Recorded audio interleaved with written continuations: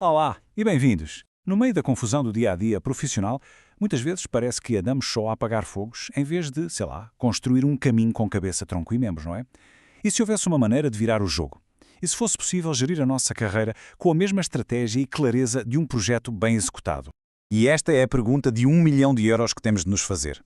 Estamos no caminho da esquerda, a andar com um propósito, com um percurso mais ou menos definido? Ou estamos mais como uma pessoa da direita, um bocado à deriva, a ser levados pela corrente, sem um mapa? É que a segunda opção, bem, muitas vezes leva àquela sensação de estagnação, de que a nossa carreira está fora do nosso controlo. E é aqui que a mudança de mentalidade começa. A ideia central desta nossa análise é mesmo poderosa. Vamos deixar de ser passageiros e passar a ser os gestores de projeto da nossa própria carreira. O que é que isto quer dizer na prática? Quer dizer que somos nós a definir o rumo, a criar o plano, a executar com intenção e, com sorte, a chegar onde realmente queremos. Ok, mas como é que se faz isso? Bem, tal como um grande projeto, a nossa carreira pode ser dividida em 4 fases muito claras. E ao percebermos estas etapas, deixamos de apenas reagir ao que vai acontecendo e passamos a construir ativamente o futuro profissional que queremos para nós. Pronto, esta é a definição de manual. Mas pensem nisto como a nossa caixa de ferramentas. A gestão de projetos não é uma ideia vaga, é uma metodologia testada e comprovada para atingir objetivos. O que vamos fazer agora é pegar nesta caixa de ferramentas e aplicá-la passo a passo ao projeto mais importante que temos em mãos, a nossa própria carreira. Vamos lá então. Primeira fase, iniciação, ou seja, definir o âmbito. Pensem nisto como a fase das plantas de um arquiteto. Antes de começar a construir o que quer que seja, é preciso saber exatamente com o que é que estamos a trabalhar. E para a nossa carreira, as plantas são, no fundo, um inventário honesto das nossas competências. O nosso ponto de partida é aquilo que já temos na mala, por assim dizer. As hard skills ou competências técnicas são as ferramentas, saber programar, falar outra língua, dominar um software. As soft skills ou competências pessoais é a forma como usamos essas ferramentas com os outros, a comunicação, o trabalho em equipa, a liderança. Um profissional completo, como se costuma dizer, domina os 2 lados da barricada.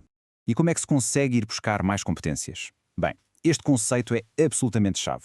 O verdadeiro crescimento acontece aqui, na chamada zona de aprendizagem. É aquele ponto ideal, sabem? Logo a seguir à nossa zona de conforto, onde nos desafiamos a aprender coisas novas e a alargar os horizontes para o que aí vem. Muito bem, já temos as plantas do edifício. Agora é tempo de construir o plano. Esta é a fase em que pegamos no autoconhecimento e o transformamos numa estratégia. A grande questão aqui é: como é que usamos os nossos recursos mais valiosos, o tempo e a energia, para ter o maior impacto possível? E para planear de forma inteligente, temos de conhecer a famosa regra 80-20.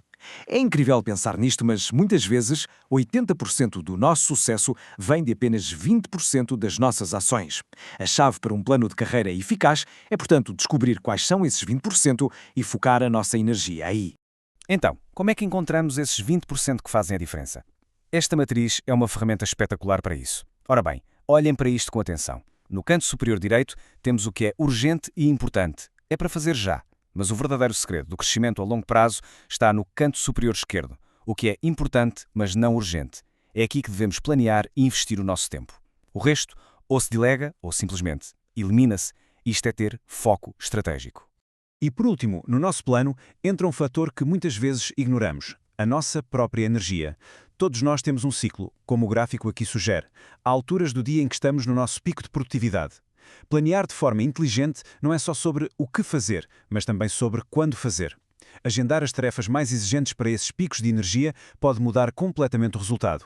E agora entramos na fase de implementação. Porque, sejamos honestos, um plano brilhante não vale absolutamente nada se ficar na gaveta. E na nossa carreira, executar significa quase sempre colaborar. Nós não trabalhamos num vácuo, pois não? O nosso sucesso está diretamente ligado à forma como trabalhamos com os outros. E neste ponto é preciso perceber a diferença gigante entre um grupo e uma equipa. Se olharmos para a tabela, um grupo partilha informação, uma equipa procura um desempenho coletivo. Num grupo a responsabilidade é de cada um, numa equipa é de cada um e de todos. E a sinergia numa equipa é positiva, o que significa que 1 mais 1 pode dar 3. Um bom gestor de carreira não quer apenas pertencer a grupos, quer construir e fazer parte de equipas a sério. É que as equipas, tal como as pessoas, têm um ciclo de vida. Começam na fase de formação, depois passam quase sempre por uma fase de conflito, o que é perfeitamente natural. Se este conflito for bem gerido, leva a um acordo e, finalmente, ao desempenho de alta eficácia. Perceber este processo ajuda-nos a navegar muito melhor nas dinâmicas de qualquer projeto em que estejamos envolvidos. E chegamos à base de tudo, aos alicerces, porque um projeto de carreira não é só sobre o que se alcança, mas sim como é que se alcança. O verdadeiro sucesso não se mede só em promoções ou salários, mas também em sustentabilidade e, claro, em integridade pessoal. E esta citação acho que diz tudo, não é? O sucesso profissional nunca, mas nunca, pode custar-nos os nossos princípios. Os nossos valores não são negociáveis. Eles são a fundação sobre a qual todo o nosso projeto de carreira tem de ser construído. Fim de discussão. E para nos ajudar a manter essa bússola ética afinada, é muito útil conhecer este modelo, o chamado Triângulo da Fraude. Basicamente, ele explica que atos menos éticos geralmente acontecem quando existe pressão, uma oportunidade e a nossa capacidade de racionalizar a coisa, de nos convencermos a nós próprios que não tem mal. Estar cientes destes 3 fatores é uma forma poderosa de nos protegermos. Ok, vamos juntar as peças todas. Qual foi a nossa jornada aqui? Começámos por definir quem somos e para onde queremos ir. Depois, criámos um plano estratégico para usar bem o nosso tempo e energia. A seguir, vimos como executar esse plano, colaborando em equipas eficazes. E a servir de base a tudo isto, os nossos princípios éticos, que são inabaláveis. Muito bem. A teoria é ótima, claro, mas a mudança a sério só acontece quando passamos à ação. Por isso a pergunta final é esta. Olhando para este mapa que desenhamos, qual é a próxima tarefa, por mais pequena que seja, que cada um de nós pode adicionar ao seu projeto de carreira ainda hoje?